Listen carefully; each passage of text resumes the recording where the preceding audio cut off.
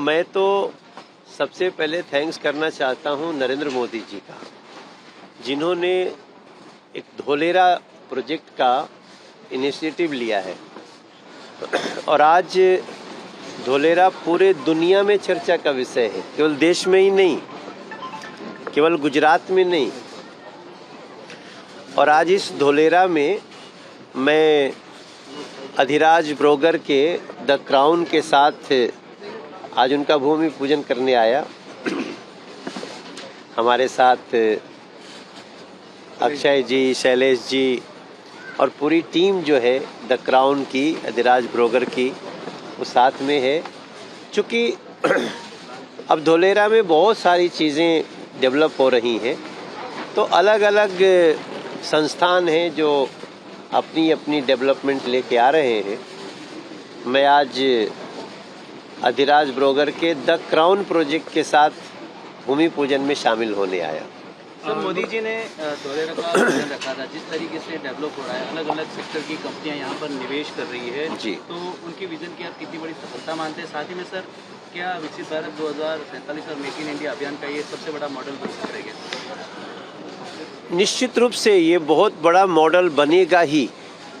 और देखिए, नरेंद्र मोदी कोई ऐसे ही नहीं बन जाता है। अभी हमको रास्ते में बता रहे थे हमारे साथी लोग कि यहाँ पे कोई सामान्य खेती के लिए भी उतना इंटरेस्टेड नहीं होता था। यहाँ की जो कमर्शियल ग्रोथ थी बहुत सामान्य थी। पानी के कारण बहुत सारे यहाँ के खेती भी उतने नहीं अच्छे से नहीं होता थी। अब यहाँ के डेवलपमेंट को आगे किया गया, सड़क बन गई है, बड़ी हाईवे जैसी, और उसके सारा जो एक वन विंडो सिस्टम है कि आप यहाँ आइए और जो भी करना चाहते हैं, इन्वेस्ट करना चाहते हैं, तो कुछ निर्माण करना चाहते हैं, तो सबके लिए खुला हुआ है धोलेरा।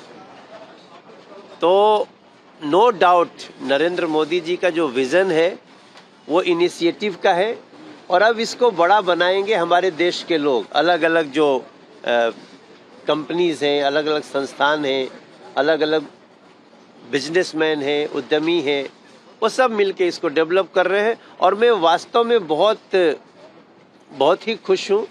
मुझे वैसे तो मैं हेलीकॉप्टर से आया, जिसमें मुझे यहाँ आने में करीब 35 मिनट का टाइम लगा, लेकिन हमारे साथी लोग बाई रोड भी आए हैं जो 1.5 घंटा में अहमदाबाद एयरपोर्ट से यहाँ पे आ गए।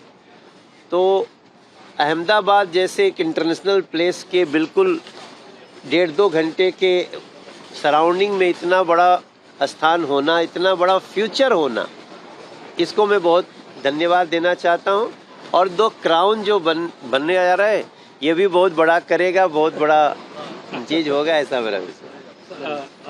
सर, भूपेंद्र मिश्रा अयोध्या राम मंदिर में जो कथित दान मंदिर जो चोरी हुआ है, उसको लेके नृपेंद्र मिश्रा का कहना है कि चढ़ावे की चोरी अपने आप में शर्म की बात है। राम मंदिर में ऐसी घटना होना हमारे लिए अफसोस की बात है। नहीं, अफसोस सबको है भाई साहब, लेकिन जिन लोगों ने ऐसा कृत्य किया है उनको छोड़ा नहीं जाएगा। जितना ले गए हैं उससे ज़्यादा ही दे के जाएंगे। भारत माता की जय। बिहार में प्रशांत किशोर ने बाकी कुछ ट्वीट पे जिस तरह से भाजपा के जो उम्मीदवार ने अपना नाम वापस लिया है, उनका कहना है, प्रशांत किशोर का, कि अभी तक भाजपा के डर से कैंडिडेट अपना नाम खेलते थे अन्य पार्टी के, लेकिन इस बार भाजपा के लोगों ने अपना नाम वापस लिया है। कहीं ना कहीं हार के कारण डर का माहौल, भाजपा स्ट्रगल कर रही है, उनका कहना है। हम लोग डर भगाने वाले हैं। हम डर भगाने वाले हैं। मैं बहुत दूसरे कॉज में आज आया हूँ, मैं ज़्यादा नहीं बोलना चाहता हूँ। हम लोग पूरे देश के निर्माण में आगे कदम बढ़ा रहे हैं, भय हटा रहे हैं, भय मुक्त समाज बन रहा है, और इसी में आगे बढ़ना है। मुझे लगता है ना, इस तरह के जो समाज में भ्रम फैलाने वाले लोग हैं, अब उनसे समाज और देश सब सतर्क है। देखिए, ये तो बहुत अच्छी बात है ना, जब किसी को 30 दिन तक की भी सजा हो गई, उसके बाद वो कहे कि हम मुख्यमंत्री बने रहेंगे, तो देश का कोई व्यक्ति, ऐसे लोग, जब भ्रष्टाचार सिद्ध हुआ तभी आपको 30 दिन का जेल होगा, और जो 30 दिन की भी सजा हुई तो मैं इस बात का समर्थन करता हूं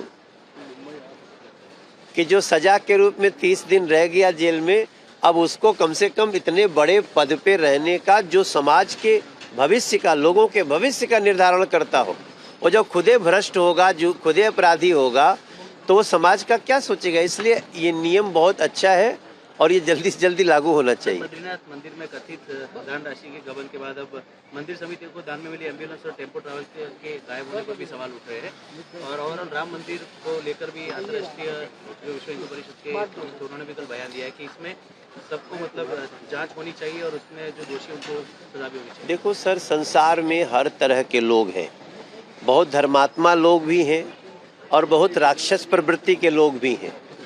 ऐसे राक्षस प्रवृत्ति के लोग जो जहाँ रहते हैं और भ्रष्टाचार करते हैं, अभी जो आपका पिछला सवाल था ना, भ्रष्ट लोगों को सजा मिलनी चाहिए। हमारा देश संविधान से चलता है, और ये मनुष्य में कैसे ऐसे गिरावट आ रही है, इसका हमें निश्चित रूप से ध्यान देना होगा। समाज के लोगों को मिल करके इस सुचिता का अपने अंदर, सबके अंदर आए।